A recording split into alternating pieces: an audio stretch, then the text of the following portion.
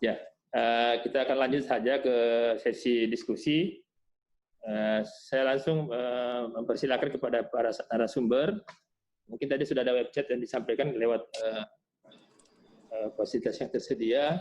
Saya persilakan mungkin pertama kepada Dr. Sonar, mungkin. Silakan, Dok.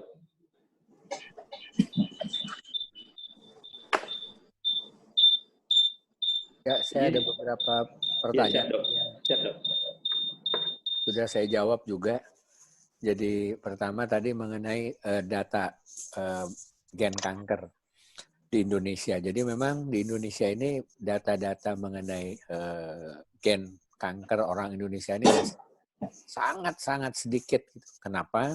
Karena pemeriksaan satu alat pemeriksaan masih terbatas. Contoh misalkan sekarang dengan era COVID ini kan kemarin juga kita kesulitan kalau alat-alat PCR juga sangat terbatas. Nah, tapi walaupun nanti sudah berlalu atau pada waktu sebelum masa COVID ini belum ada, tetap pemeriksaannya masih mahal. Jadi pengalaman saya pernah mengerjakan ini per sampel itu untuk bukan whole genome ini, kita baru bicara hanya beberapa kanker gen yang memang apa namanya Dr. Farida. Ya. Langsung di ya.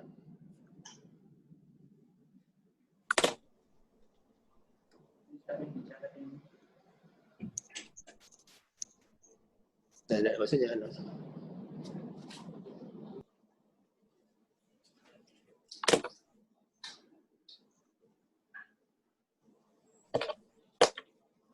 Dokter Igun, saya lanjut atau gimana? Silakan, Dok. Ya, jadi untuk tadi pemeriksaan gen itu yang saya pernah kerjakan itu satu sampel saja untuk pemeriksaan sekitar 30 atau 40 gen itu butuh biaya hampir 6 juta per sampel. Nah, jadi bayangkan kalau kita akan memetakan gen-gen kanker di Indonesia akan sangat memakan biaya besar. Jadi yang ada sekarang baru data beberapa gen pada institusi tertentu. Misalnya di Jakarta hanya 1 atau 2 rumah sakit, di Jogja, di Bandung, di Padang. Jadi belum ada data yang sangat nasional di Indonesia. Dan ada pertanyaan berikutnya, apakah untuk pemeriksaan ke arah personalized medicine, tadi ada pertanyaan mengenai MammaPrint dan Oncotype DX, sudah ada di Indonesia. Jadi untuk pemeriksaan ini sebenarnya tidak dikerjakan di Indonesia, tapi ada agen yang mengirim ke, misalnya untuk MammaPrint ke Amsterdam di Belanda, tapi lagi-lagi untuk satu pemeriksaan itu hampir biayanya sekitar 40 juta rupiah. Dan itu kegunaannya tetap ada, terutama pada keadaan di mana imunohistochemia agak meragukan. Jadi ada satu studi di Eropa, Mindak Trial, yang menyatakan bahwa pada imunohistochemia yang terutama tipe HER2, itu dengan pemeriksaan contoh misalnya seperti MammaPrint bisa terjadi konversi sampai 40%. Dibayangkan sangat besar. Dari tadinya HER2 positif pada IHK ternyata menjadi negatif. Atau sebaliknya, dari tadinya HER2-nya negatif menjadi positif pada pemeriksaan MammaPrint. Dan ini sangat penting buat pasien.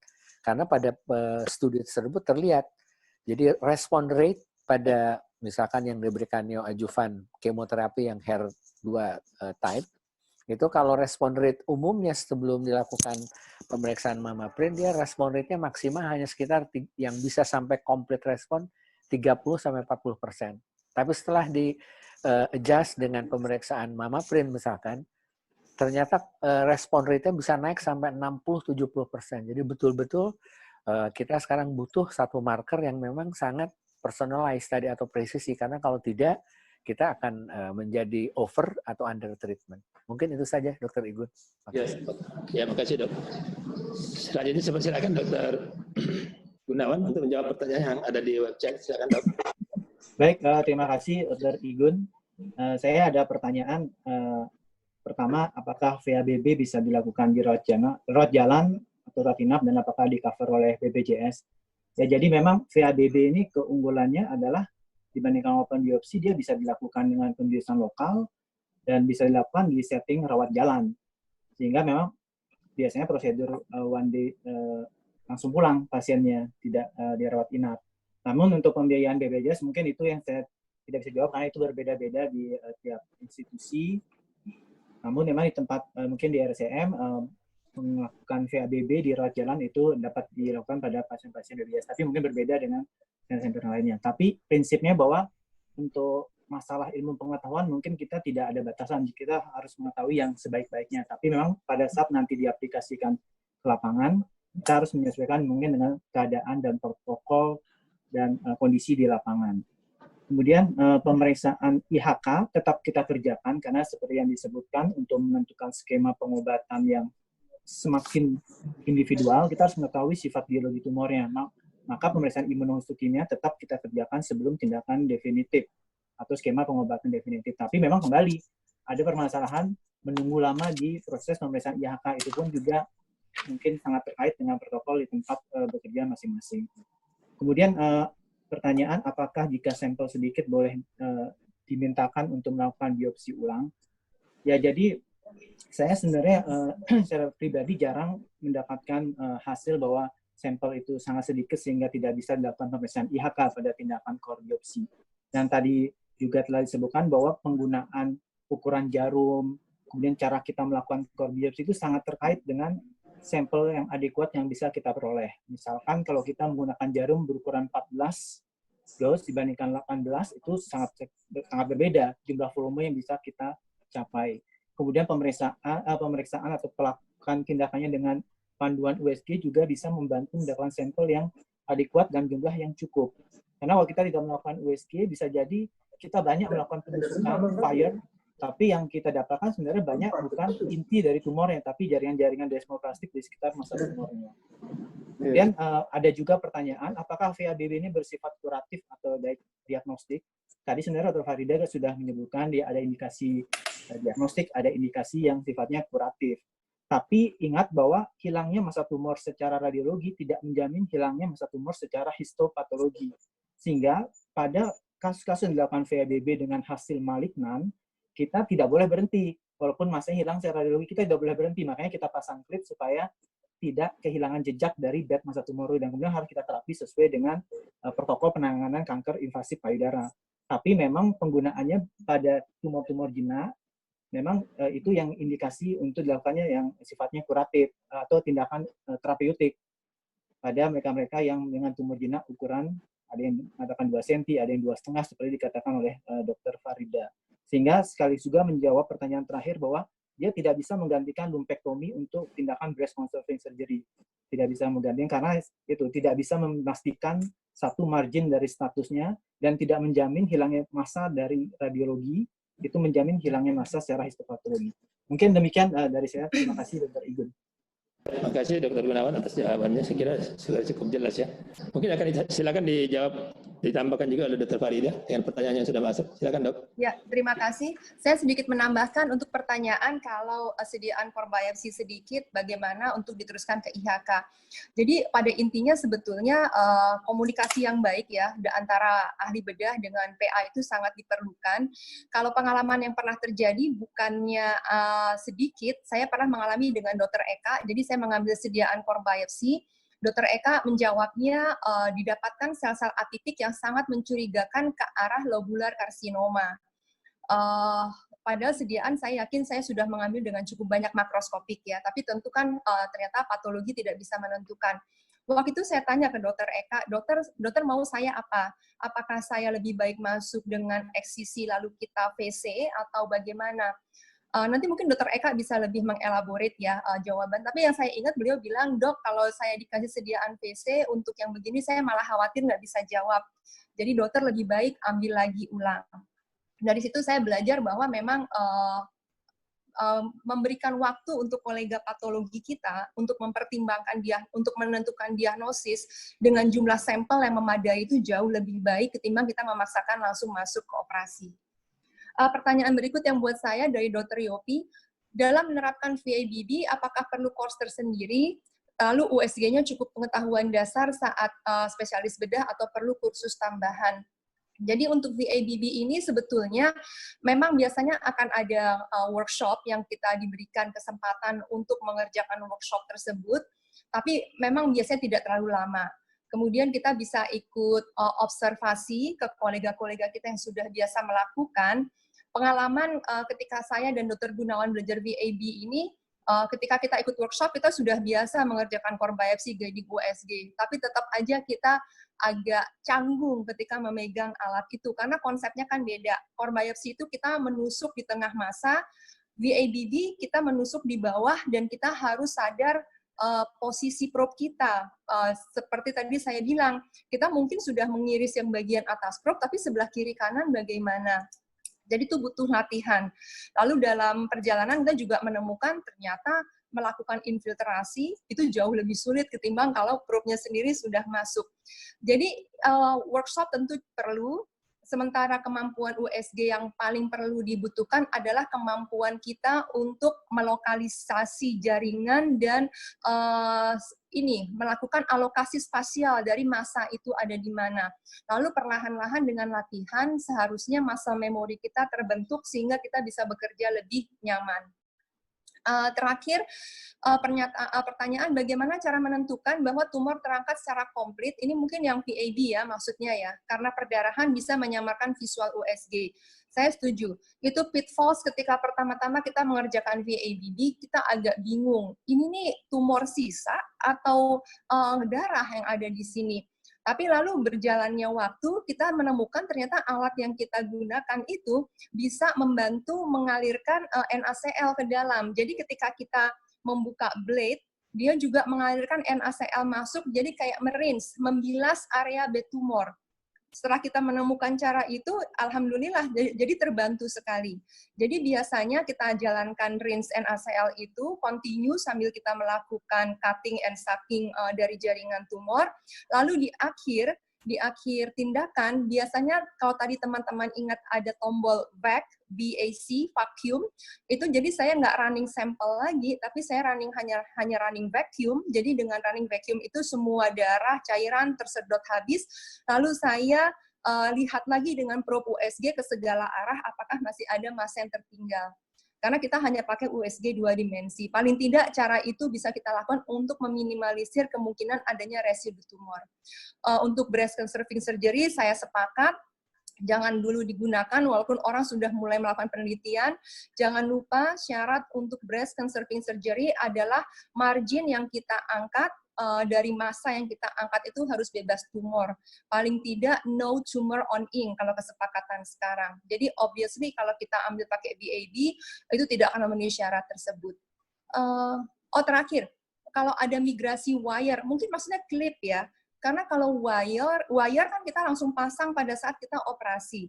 Migrasi klip, banyak sih studi yang melakukan, melaporkan, nggak banyak, beberapa studi melaporkan itu. Saya pernah bicara dengan patolog di Sydney, dia juga komplain, sering loh migrasi klip, gitu. Sekarang, jadi kadang-kadang kita memang agak ngakalin. Satu, migrasi klip masih mungkin. Kedua, karena kita nggak punya klip untuk menandai. Jadi apa yang kita lakukan kalau itu yang terjadi, sementara misalnya pasiennya berharap estetikanya terjaga, dengan kata lain dia masih punya breast pasca operasi. Kalau memang kita menghadapi situasi seperti itu, yang sering saya lakukan adalah saya diskusi dengan pasien, saya tawarkan untuk melakukan eksisi lebih luas, misalnya kuadrantektomi atau area itu kita eksisi lebih luas. Intinya yang kita tahu di sanalah lokasi awal, kan kita punya report USG sebelum tindakan atau sebelum neoadjuvan, letaknya ada di mana. Lalu defek yang ada tentu kita tutup dengan teknik-teknik onkoplasti, sehingga apa yang diharapkan pasien tercapai tanpa kita mengorbankan kaidah onkologi untuk mengangkat massa bebas tumor. Terima kasih. Terima kasih Dr. Farida atas jawabannya. Ya mungkin juga sekedar sharing tambahan, jadi untuk kita juga yang di Makassar, untuk beberapa patologi yang kita kirimkan sampel FIBB itu memang standar kita berikan biasanya 5 sampel. Alhamdulillah selama ini dengan 5 itu rata-rata hasil patologi dengan hasil hiasenya bisa keluar. Ya memang sih kita secara klinis, saya juga dalam melakukan prosedur ini memperhatikan sekali secara klinis makroskopis dari jaringan yang kita berikan. Ya, mungkin untuk tambahan FIBB juga untuk kontrolnya mungkin ya dengan vasoconstrictor dan efek pressure pada saat pasca melakukan FIBB. Ya, selanjutnya saya persilakan Dr. Eka untuk jawab pertanyaan yang ada di webchat. Silakan, Dok. Ya, terima kasih banyak Dr. Igun. Tadi ada pertanyaan dan terkait juga tadi yang Dr. Farida sampaikan ada perubahan grade dari core needle biopsy ke diagnosis surgical parafin. Itu dimungkinkan ya di literatur juga, cuma tidak sempat saya sampaikan di PowerPoint tadi. Memang ada literatur yang mengatakan ada perubahan-perubahan grade gitu, terutama biasanya underestimate. Jadi grade pada core needle biopsy pada umumnya itu lebih pada yang berubah itu hanya sedikit sih biasanya, tidak terlalu tinggi diskrepansi grade-nya.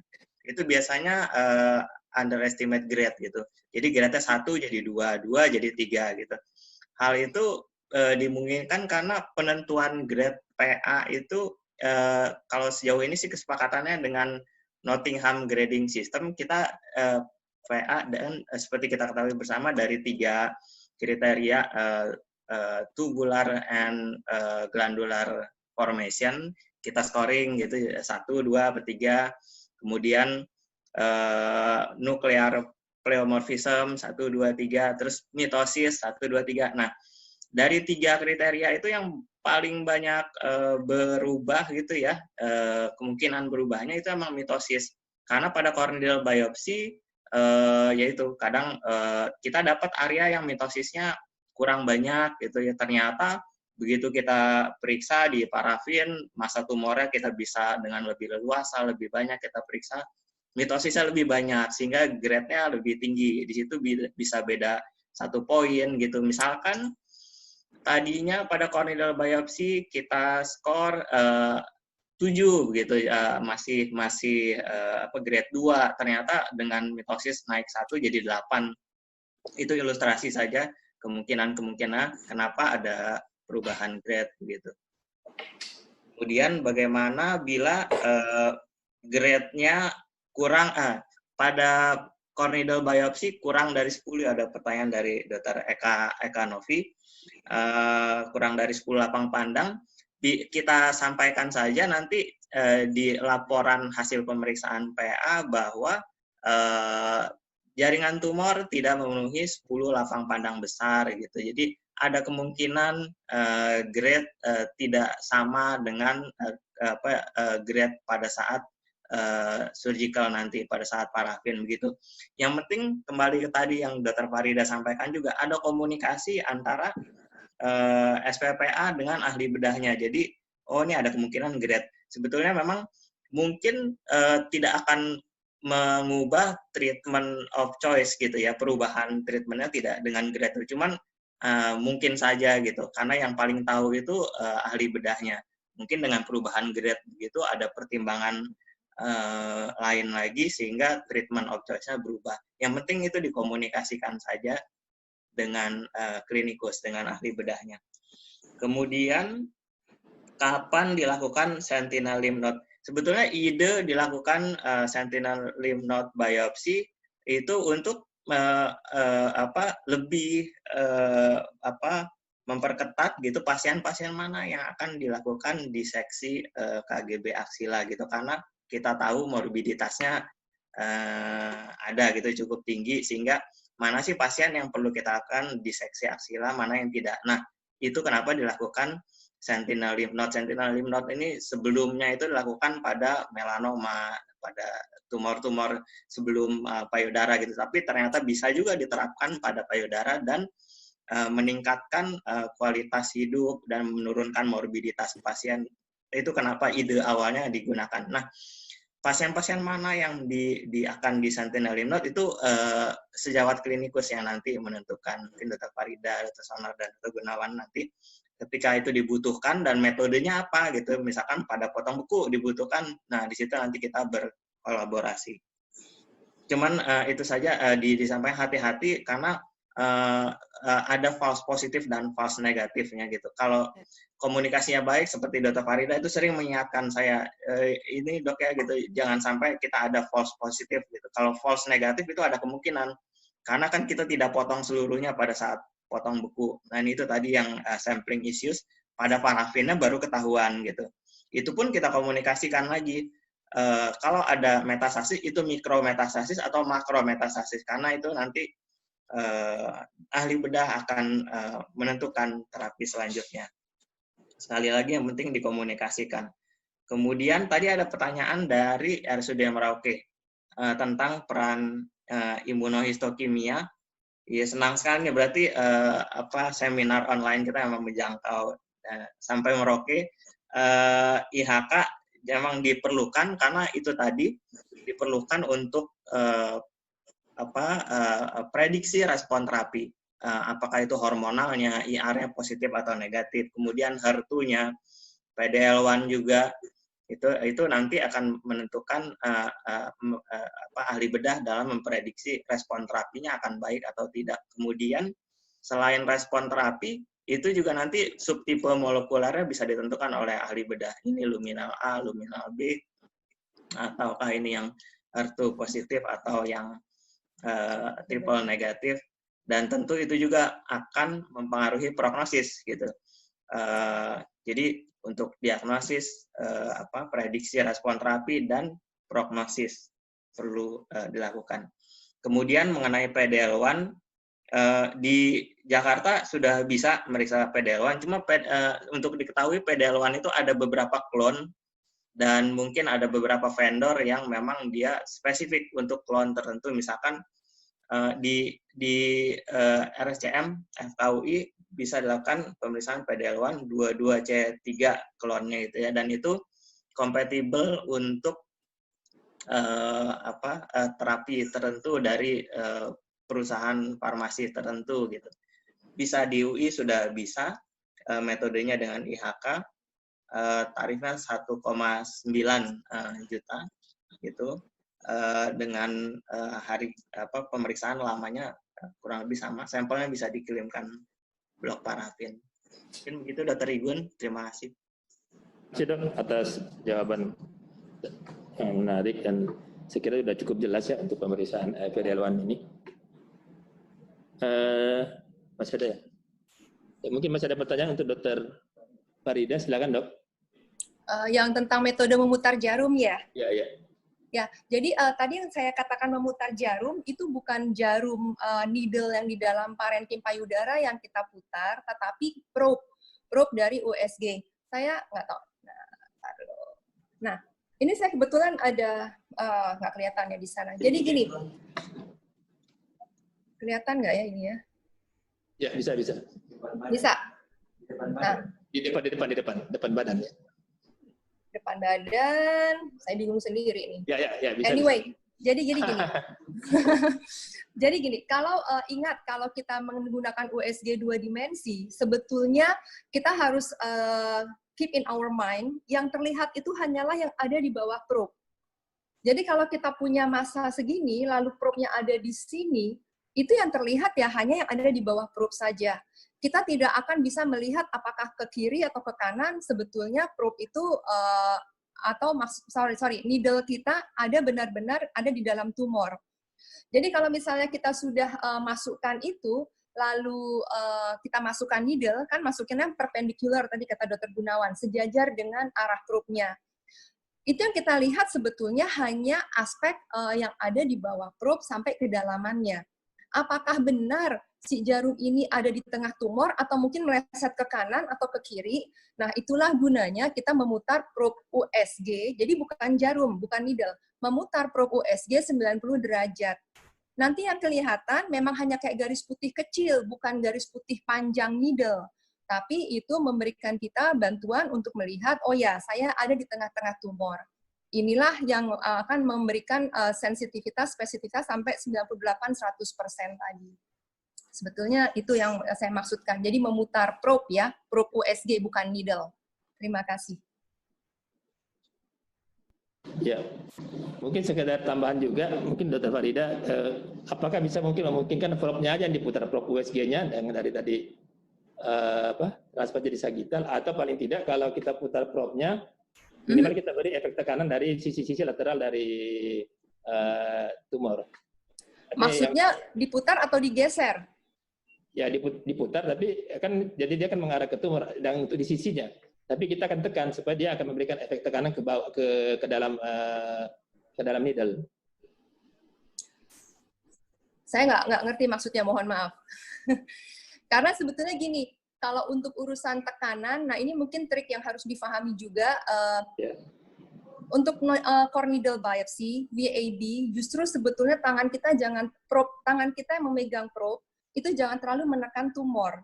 Karena tumornya akan melejit. Itu yang membuat kadang-kadang, aduh ini tadi udah bener kok jadi tumornya kabur gitu kan. Karena sebetulnya kita tuh, maka tadi saya bilang posisi harus bagus saat mengerjakan, bahu, tangan, upayakan relax. Karena kita akan harus menahan probe ini supaya dia menempel benar di kulit, sehingga kita bisa melihat dengan jelas, tapi jangan ditekan. Jadi ngambang gitu ya, bukan ngambang sih, nempel aja, nempel tanpa kekuatan. Terutama kalau VABB, kita nempel, itu langsung masanya melejit ke samping dan sebagainya, kita akhirnya bingung sendiri ini apa yang mau kita ambil sebetulnya. Jadi sebetulnya yang paling simpel memang ya upayakan kalau ini probe kita, ini probe kita, kalau tadinya posisinya dia begini, nah posisinya begini, kita putar. Jadi dari begini kita putar begini, itu aja. Dari posisi begini kita putar begini, sehingga kita bisa melihat dua dimensi panjang, dimensi lebar. Itu sih kuncinya. Mohon maaf ya kalau saya nggak ngerti maksud pertanyaan tadi. Ya, saya kira udah jelas. Artinya memang ada dua kemungkinan, jadi kita berubah posisi dari probe USG atau posisi kalau memang bisa ada asistennya yang membantu untuk memberikan efek tekanan. Jadi maaf, ini ada beberapa sering yang saya lakukan untuk tumor-tumor besar dan ternyata memang sedikit efektif lah untuk kasus-kasus yang dimana kita dicurigai ada penempelan tumor di sisi-sisi lateral. Coba itu aja, mungkin sharing aja. Oh, mungkin Dr. Igun boleh saya tambahkan sedikit untuk rekan-rekan yang mungkin ingin mencoba memulai melakukan core biopsy guiding USG. Saran saya, kalau kita mengambil massa, upayakan kita ambil, biasanya standarnya itu adalah misalnya 1 di atas, 1 di tengah, 1 di bawah. 1 untuk menghindari kita masuk ke track yang sudah lama, kayak tadi Dr. Gunawan bilang. Yang kedua, itu sebetulnya bagus untuk kita self-audit diri kita sendiri nanti, apakah tindakan standar yang kita lakukan seperti itu sehari-hari membantu kita memberikan diagnosis yang akurat. Jadi, karena kita kan bingung nih, disuruh ambil beberapa lokasi, yang mana aja. Yang paling gampang begitu, atas, tengah, bawah. Baru selebihnya, kalau kita merasa kayaknya nih kurang besar nih sampelnya, kita tambah beberapa lagi. Terima kasih. Ya, terima kasih dok. Ya, mungkin masih ada terakhir dok. Untuk Dr. Eka. Ya, itu mengenai imunohistokimia HER2. Mengenai imunohistokimia HER2 ya dok ya?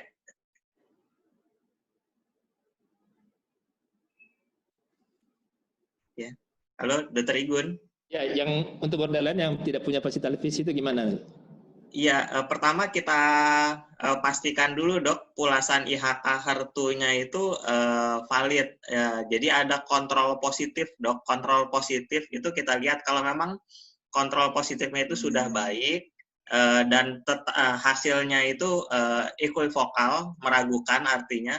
Jadi skor Hercept test-nya itu setara skor Hercept test positif 2, itu ya berarti memang meragukan dok. Beda lagi kalau memang kontrol positif on slide atau kontrol positif on slide-nya itu kurang bagus, itu perlu kita ulang. Tapi kalau memang kontrol positifnya sudah baik dan hasilnya tetap equivokal, meragukan, setara skor Hercept test 2, itu kita lakukan harus lakukan hibridisasi in situ dok.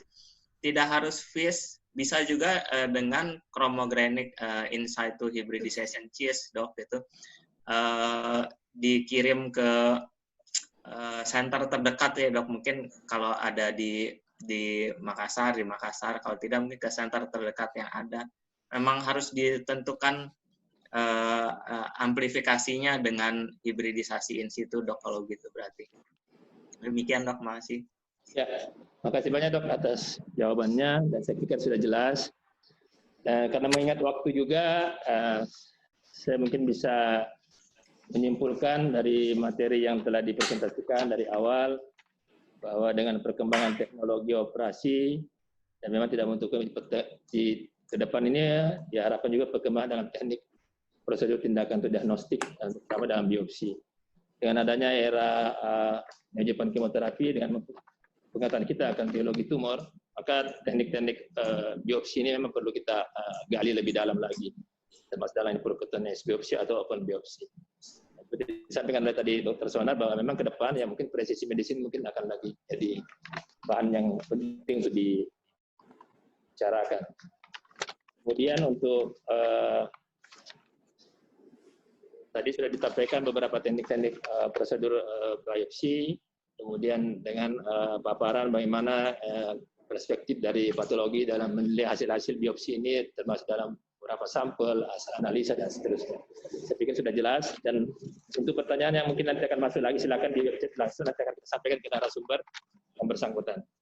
Kemudian, jadi sedikit gambaran bagaimana kegiatan webinar kita ini, ya mudah-mudahan kita berharap di masa COVID-19 ini, prosedur-prosedur upgrade ilmu terhadap untuk meningkatkan kemampuan kita dalam pengetahuan akan penanganan cancer, terutama dalam penanganan breast cancer, itu tetap akan terlaksana, terupdate.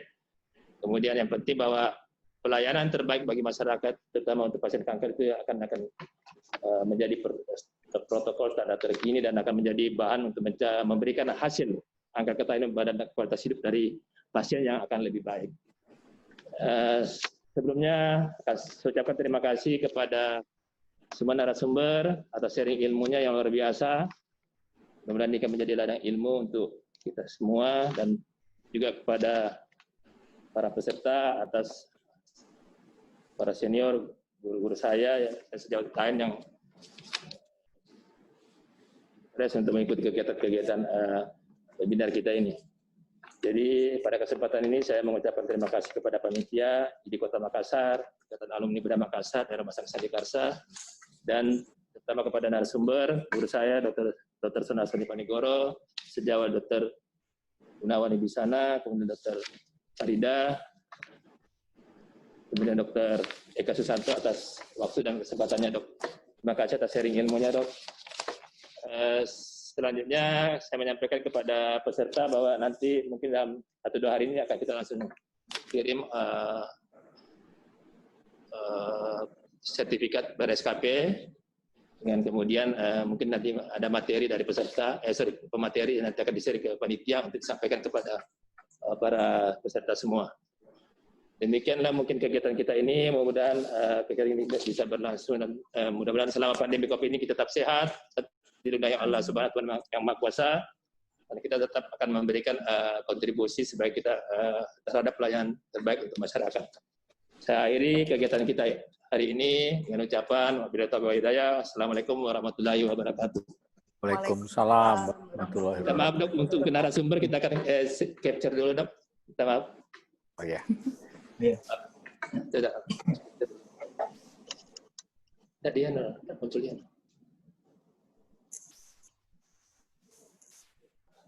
Saya satu lagi. Saya tidak tersana belum muncul. Ya. Oke. Saya.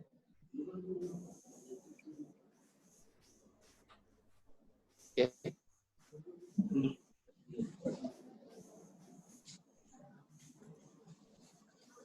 Ya. Oke, terima kasih banyak, Dok. Ya, sama-sama. Terima kasih. Sampai ketemu. Waalaikumsalam. Kayaknya yang bagus Dokter Gunawan aja nih itunya. Apa ya, Dok? Di studio kayaknya dia nih ya. Yang lain acak-acakan ya, Dok. Enggak, Dokter Dida juga kayak di studio tuh. Yang gaya cuma Dokter Gunawan aja kayak di studio tuh, background-nya. Dokter Igun oke lah di ruangannya lah. Anak milenial, Dok. Belakang Catch up sama berantakan. teknologi. Makasih Dokter Igun. Dokter. Terima kasih Dokter Igun, makasih Dokter Sonar. Dokter Andi, salam sukses terus ya. Terima kasih untuk semuanya, panitia. Ya, sehat terus insya Allah. Waalaikumsalam. Semua, Dokter Ya. Farida. Terima kasih, Dok. Terima kasih, sampai ketemu Sampai ketemu. lagi. Ya, kasih dok. Kapan ke Makassar, Dok? Nanti kalau COVID-nya udah di bawah 5%. Siap dok. Kita makan ikan lagi. Wah, insya Allah. Baik. Palu basah, kondro. Iya, insya Allah. Siap dok. Siap. Baik. Terima kasih banyak semuanya. Terima kasih banyak. Kasih, Kasih Dok. dong. Pamit ya. Makasih semuanya. Terima kasih semua.